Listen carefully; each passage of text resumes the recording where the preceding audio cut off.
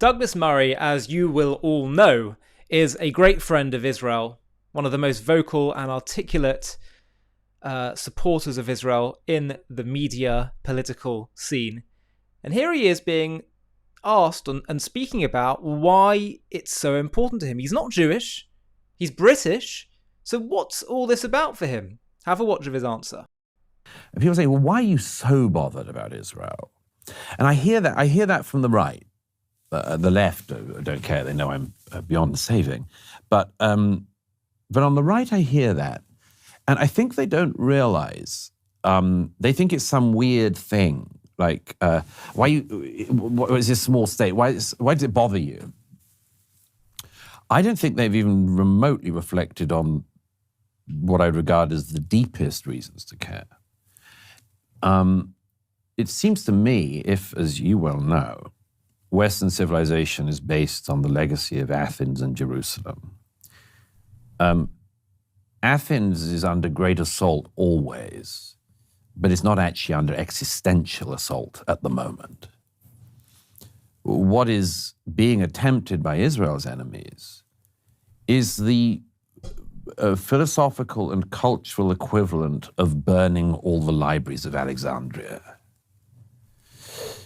This is one of the underpinnings of Western civilization, utterly, utterly at risk. And not in a sort of metaphorical way where people might use it as a sort of book subtitle, but the real thing. I mean, I've sometimes thought about it this way. I haven't tried this out in public before. How many Jews are there in the world? 15 million. 15 million, okay. This may come across really coarse, but let me put it this way. I mean, there are lots of conflicts in the world, and I've covered a lot of conflicts involving a lot of people, but it's conceivable that at some point, 15 million Christians could be killed. It would be a disaster, a tragedy. It's conceivable that at some point, Burma, India, somewhere, 15 million Muslims could be killed. It would be a disaster. It would be a tragedy of an unimaginable scale, of mid-20th century scale. But if 15 million Jews were killed, that's the end of the story. That's it. Now, what does that mean for the Jewish people? It's the end. The people who saw off everyone from Pharaoh to Hitler disappeared in the 21st century. Everyone else, in my view, wouldn't survive either. Western civilization could not survive the destruction of the Jewish state because it would be, among much else, the cutting away of the whole tree that we're on, and Western civilization would die.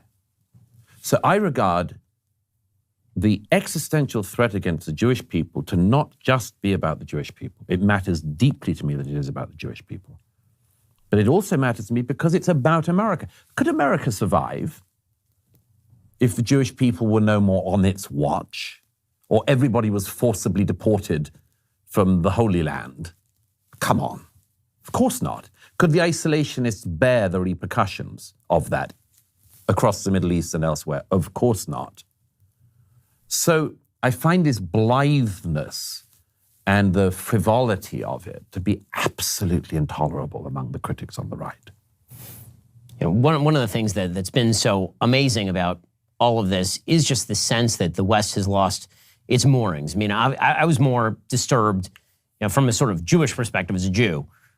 Tragedies happen to the Jews, terrorist attacks happen to Jews, slaughters happen to Jews. This is sort of the story of Jewish history. But the idea that you have hundreds of thousands of Westerners who are marching in solidarity with the murderers, that was on some level more disturbing to me than the actual massacre itself. Certainly not in terms of the actual amount of human suffering and the horrifying evil and barbarity of it. But in terms of the threat to the civilization as a whole, it seems to me that one of the things that we're seeing in terms of this sort of right-wing backlash that's now happening in Europe, it's very much of a piece with that. It's very much Europe and I'm hoping America saying, if we don't have any values for us to rely upon, then the people who are marching through the streets are going to end up running this place. It's amazing. Douglas just seems to get things in a way that is quite rare, I would say, particularly for someone that's a non-Jew, particularly for someone that didn't have a religious background. His understanding of the foundational role Israel plays in Western civilization and in the moral health of any society, it's just remarkable. There's a few points that I would like to add in here. The first is, let's just expand upon what he's saying. For those people across the world, and particularly in the West, who may take values for granted that we think are just obvious, like respecting human life, world peace as an ideal, that everyone should be treated equally before the law, and the law shouldn't succumb to bribery or favor the poor or the rich, family values and the family as the basic building block of society, caring for the vulnerable in society, social responsibility to the poor and the needy, education as an essential tool for building society for all. These were brought to the world by the Torah, by the Jewish people. The founders of America were crystal clear that this was the basis of the Hebrew Bible, was the basis of their values that built the modern day American Republic. So we assume, yeah, of course we'd all have these values. Well, look at ancient Greece and ancient Rome and the other ancient societies. They didn't preach these values. They didn't live these values. They weren't living them in the ancient stadia of the gladiators where people were killed for entertainment, or where in ancient Greece war was glorified and infanticide was practiced for population control. So it's true that the moral health of society is directly linked to their relationship with Israel and the Torah and the Jewish people. And we actually just released on our JTV Plus platform a new interview with historian and rabbi Ken Shapiro about how God's statement to Abraham, I will bless those who bless you and curse those who curse you, literally plays out in human history, where you look at the way nations treat their Jewish community, and there's a direct link between that and their prospering and rise and fall, and the moral health of their society as well. And that is not just a spiritual concept, it's just a clear practical consequence of, if you look towards the Torah and Israel, the Jews, as a model for the kind of societal values you want, then naturally your society will prosper more, because that's the way God made the world work. He's saying this is the way to have a healthy, morally and physically prosperous society. The second thing that he says, he contemplates the idea of the Jewish people disappearing. And while you can contemplate that theoretically, I'd say it's just important for everyone to note that from a Jewish philosophical standpoint, that will never happen. God promised Israel that he will never, ever let them cease to be. For they represent the very core of the mission and destiny of humanity.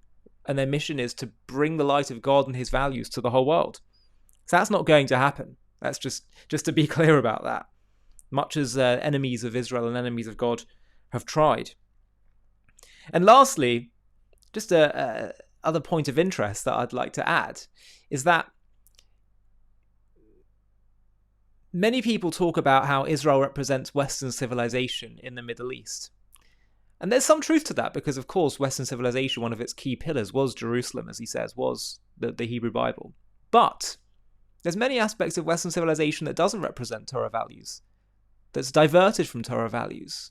Secularization, other ways in which it doesn't specifically represent Israel, certainly today. And that's why I think it's so critical to understand this, that part of the problem the Islamic world have is they look to the West and they see secularization, immorality, corruption. They think we don't want that either. Now they've gone to the haters of Israel and the Islamic world often tend to be very religiously extreme, and that's also not good. Israel is meant to provide that balance, that sweet spot, that the original moral, divine, spiritual ethic and clarity that has been lost. Israel in some ways can bridge the gap between the Islamic world and the West today by showing the way, showing that you don't need to have an extreme of either. Go back to the original, Go back to what God says is the way to serve him. And that will infuse people's lives with meaning, but it will also be done in a healthy way that doesn't lead to extremism and violence. So Israel is really meant to bridge the gap between different cultures, between different viewpoints. It's no accident that God placed Israel in the center of the world. Quite literally, look at a map. Israel is in the center. It's the bridge between East and West. It's the bridge between the West and the Islamic world.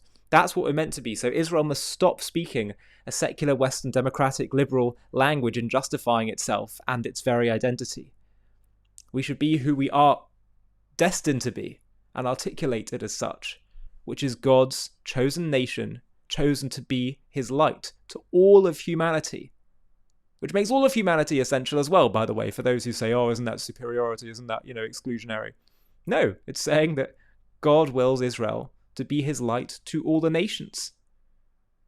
Well, let's not ignore the all the nations part. That makes the nations an essential part of this story as well. Israel is the vessel to provide that to the world. And that is the inevitable destiny that we're heading towards. Before we finish, I just want to share with you something really important. We are told that Israel's actions are the cause of the Israeli-Arab conflict, but we've just released a groundbreaking documentary proving that Arab Islamic Jew hatred far predates Israel's re-establishment. This is a critical fact that everyone needs to learn about. Have a watch of our trailer for our new JTV Plus documentary entitled Arab Antisemitism Before Israel's Re-establishment.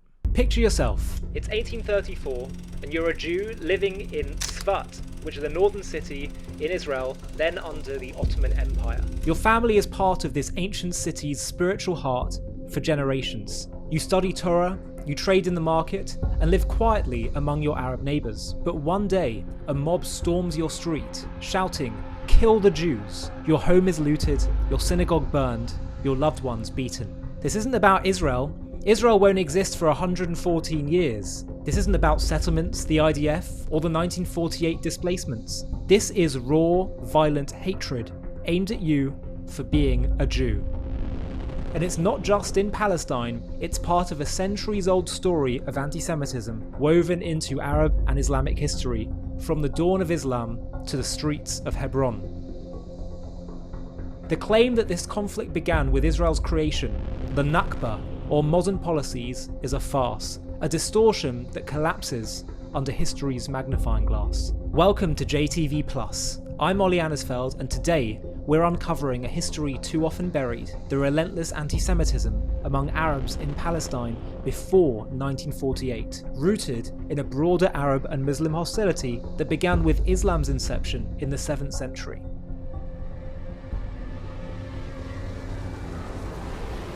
To watch this JTV Plus documentary and access much more premium content, click on the link in the video description.